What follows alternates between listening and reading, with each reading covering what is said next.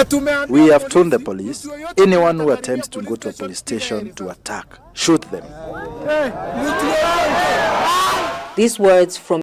Now, the government is contemplating to formulate a law that will regulate protests in the country, confining protesters to a specific zone so as to curb loss.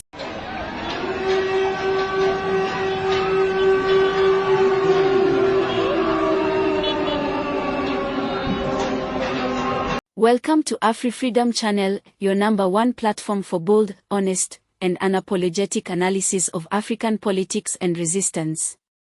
If you believe in truth and justice for African people, remember to like, share, and subscribe so you never miss critical updates like this one.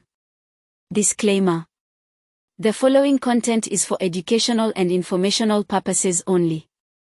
All views expressed are based on publicly available reports and are aimed at fostering civic awareness, political accountability.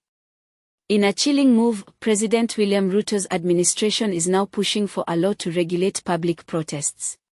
Now, the government is contemplating to formulate a law that will regulate protests in the country, confining protesters to a specific zone so as to curb losses meted on both public and private properties during the protests.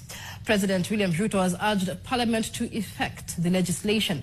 He spoke when he met police commanders and senior national government administrative officers at State House, Nairobi, where he once again warned that continued attacks on police officers, as seen during Wednesday's mayhem, could break the country apart. We must have places like what happens globally. You know, protests cannot be in other people's businesses. Protests cannot be in schools or places where people are doing other things. We must have designated areas. This means state authorities could decide when, where, and even if citizens have the right to demonstrate. But in a democratic society, is it really a democracy if protesting injustice becomes illegal? The people of Kenya have made it clear they will not obey such a law even if Parliament rubber stamps it. And rightfully so. Protest is not a privilege. It is a fundamental human right. The question must be asked, what kind of leadership fears the voice of the people so much that it seeks to silence them with legal chains?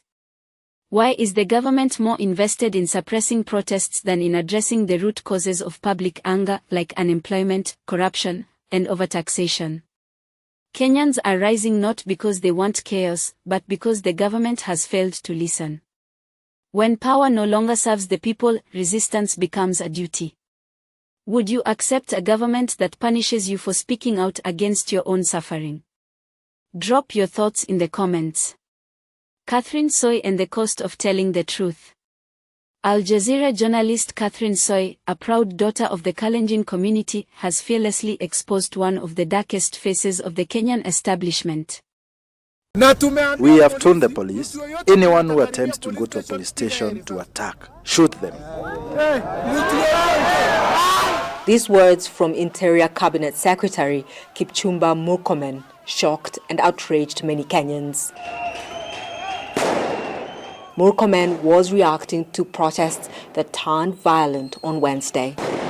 A person who attempts to throw a stone at a police to try and kill them, we will not sympathize. Those who were killed had gunshot wounds. Many others were injured, some of them police officers.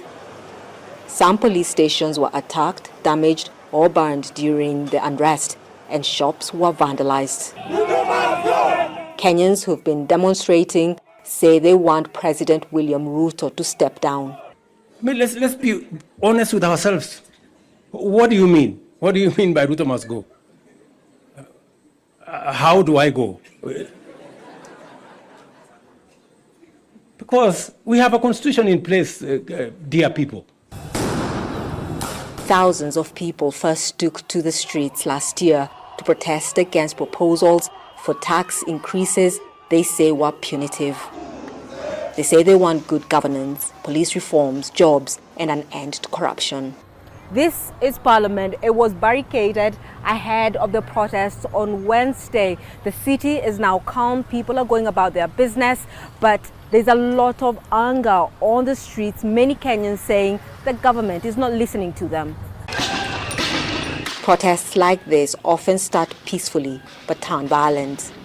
Rights campaigners blame politicians and some government officials for using criminal gangs to start chaos. So what the government is trying to do is to change the constitution and to turn rightful protests to become criminality. And that is something we can't accept. These are our rights. When you turn rights into crime, that is the beginning of anarchy in the country. The government says the protests have been politicized, but many people we have spoken to say those in power must just do the job they were elected to carry out. Catherine Soy, Al Jazeera, Nairobi. Roads and Transport Minister Kipchumba Murkomen was caught encouraging the police to use lethal force against young protesters, many of whom were simply demanding a future. In a continent where journalists are often threatened, jailed, or silenced, Catherine stood firm. Her report didn't just uncover a politician's brutality, it reminded the world that Kenyan lives matter. Why is the state targeting its youth instead of empowering them? How can a government turn its guns on the very people it claims to serve? And let's ask ourselves this: what happens when telling the truth becomes more dangerous than committing a crime? Catherine's courage is a beacon of hope. Let us honor her by refusing to remain silent. If you stand with her bravery, say so in the comments. Meanwhile, in West Africa, Togo's crisis continues to unfold. Just hours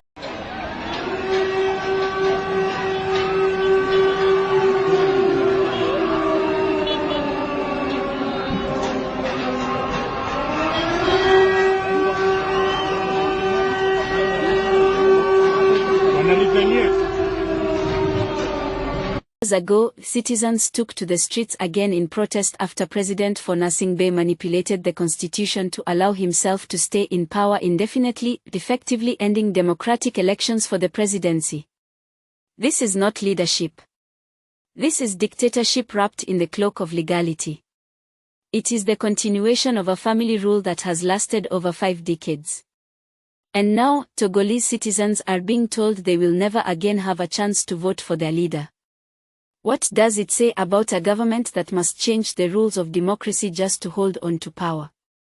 What future is left for the youth of Togo if elections become meaningless? The streets of Lomé are echoing the cries of resistance, but will the African Union and ECOWAS respond, or remain silent once again? How long will the African people be left to fight dictators alone? Share your thoughts in the comments. From Nairobi to Lomé, one truth is clear: Africans are done asking for freedom. They are now demanding it. Whether through protest, journalism, or sheer resilience, the people are rising against those who rule with impunity. To those in power, understand this: Africa is awake. And to our viewers, stay vigilant, stay informed, and stay courageous. The fight for a free and just Africa is far from over, but together we will rise.